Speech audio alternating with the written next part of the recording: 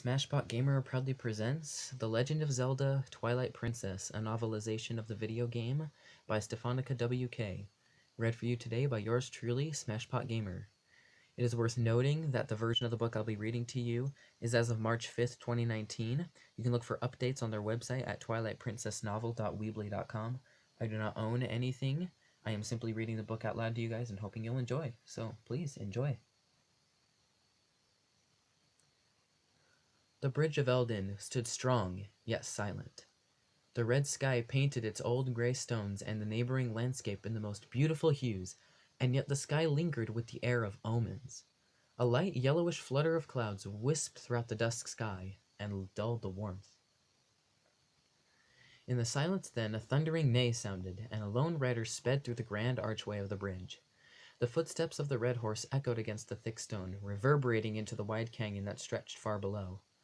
With the setting sun shining upon the pair from the west, the horse's crimson body appeared even more vibrant, an orange tint running the length of its bouncing white mane and tail. The clomps of its hooves seemed to keep a constant rhythm, one that kept everything in sync. The rider remained unidentifiable other than his soiled green clothes. He paid no mind to the grandness of the bridge or the glamour of the castle on the distant northern horizon. Not even the breathtaking sunset took his eyes from his road. He was set on a path back into a familiar land, into the mountains he had visited so many times before. The rider whipped around the grassy terrain of Eldenfield, heading south into the mountains that splayed out before him. Then, for the first time on his journey back, he gazed toward the castle with a sliver of a memory tugging at his mind. The glimmers of the sinister dark and yellow clouds that surrounded Hyrule Castle, and the thought of a lonely wolf sitting and howling to an empty sky. Prologue of Symbols and Whispers. The soothing sounds of the spring lulled the sun in the evening sky to sink into slumber. With the mass of brightness dwindling behind the clouds, a young ranch hand and a blacksmith sat at an enclosed spring admiring the peace.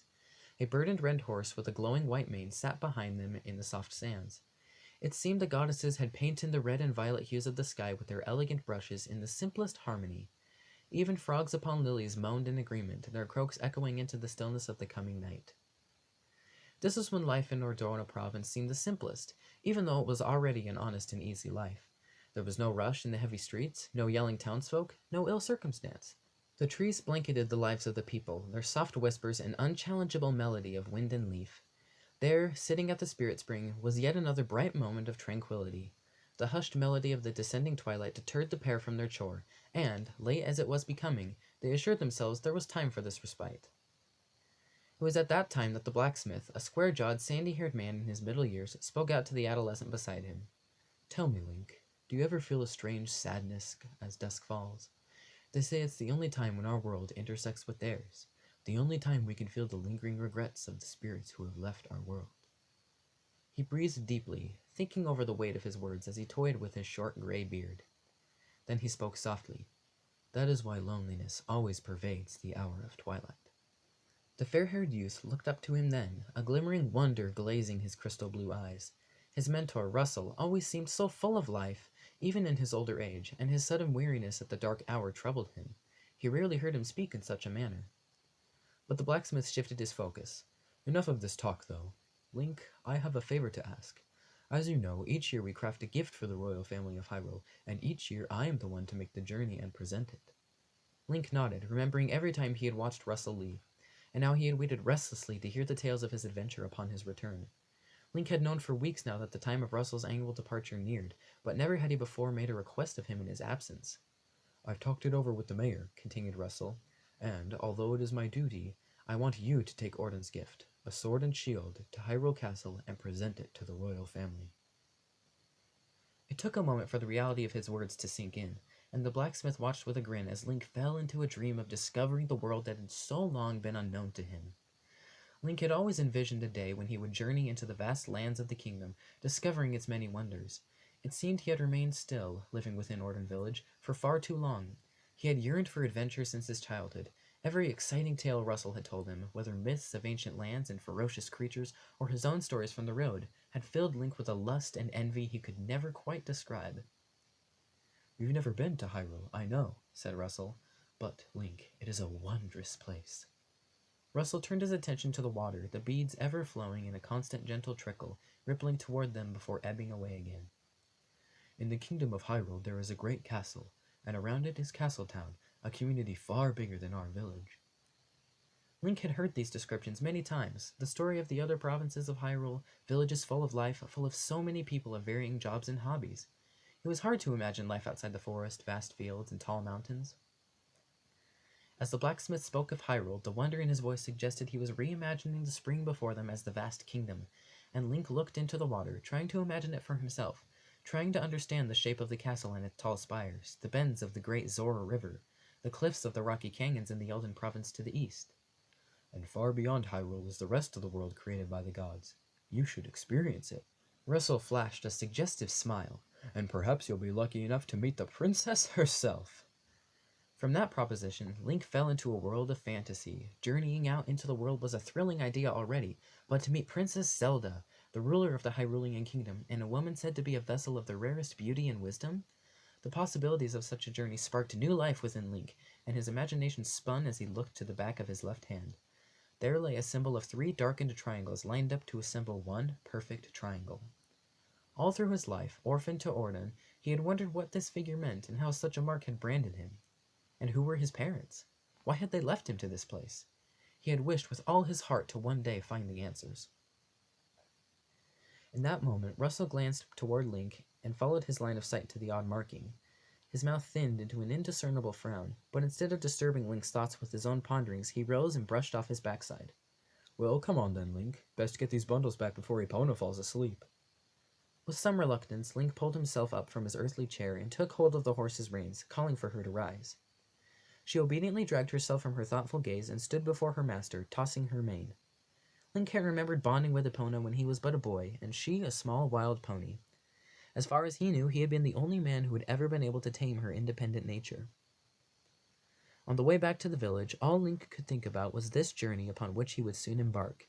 They crossed back over the great rope bridge that linked Hyrule to the path which led toward their village, the clomps of Epona's hooves echoing into the deep ravine below. They passed through the rocky cliffs adjoined to another spring, and in that quiet moment, Link heard a faint whisper. The back of his hand burned suddenly, but he gave no indication of this to Russell, the blacksmith, who walked idly in front of him. Rubbing away the soft pain, Link nonchalantly turned his head in the direction of the spring, gazing over the calm waters and verdant life. But whatever had called out, there it remained no longer. Concluding that the noise had been the frail voice of the dying wind, Link continued onward into Ordon. Yet, as he passed out of sight and earshot of the spring, a dim yellow glow twinkled with a soft, singing whine before it once more faded into the evening air. It was not long before they arrived on the outskirts of Ordon village where Link's house rested. His home had been carved into one of the larger trees found in their forest. Instead of killing the tree in order to turn it into a home, the house had only been etched into part of the tree, the smaller of its 2 trunks serving as its carved home. The other enormous trunk continued to sprout upward as it also hugged the lesser half, sheltering it like a sun.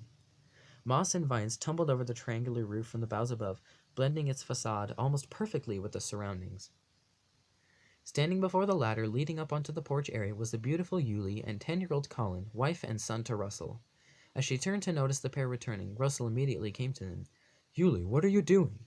His voice was understandably full of concern, for her belly swelled with the promise of bringing a newborn into the world in a matter of months. "We're fine," she said with a slight laugh. Yuli always seemed to wear a smile over the simple beauty of her pale cheeks. "It was getting late. I wondered if you and Link were still out." As Russell and Yuli exchanged another few concerned remarks, Link brought Epona along behind him toward the grassy niche beside the great tree that served as her stable. He flashed Colin a small smile of greeting as he passed, and then went about unburdening Epona from her charge. One by one he unlaced the bundles of wood and heaved them onto the ground to rest beside his horse, the only thing in this world that was truly worth anything to him. Russell heard the rustle as Link set the last bundle at the base of his house, and he apologized for not helping him. The youth waved off the blacksmith with a smile. "In that case, I think it's time I return home," said Russell. "I'll see you tomorrow, Link." With that, Russell grasped his son's hand, but Yuli called back to Link. "Link, Colin spent the day making something." Link looked to Colin, who only tossed dirt timidly about with his sandal.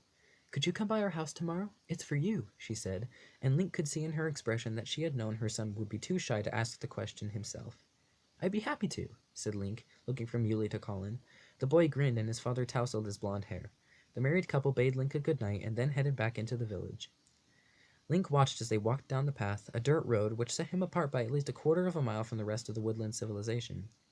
Watching as they, his surrogate family, disappeared from view, he felt a tingle of loneliness creep up his spine. "Loneliness always pervades the hour of twilight," Russell had said. The fair-haired youth leaned up against his treehouse as Epona finally sat down among the grasses of her alcove. Link cast his gaze up to the sky, watching as the colors played with the clouds and hid the distant stars. He had to remind himself that it was not loneliness he felt, it was peace. Peaceful solitude. He had known the life of an Ordonian since he was a babe. Russell and Yuli had taken him in to be reared as their very own. He had heard the story several times, how Russell had found an abandoned child cold and crying in the forest. To Link, however, it was less of a story and more like a chapter of one. He had wandered away countless hours on the thought of where he had come from and why he had been chosen by the gods to live in Orden.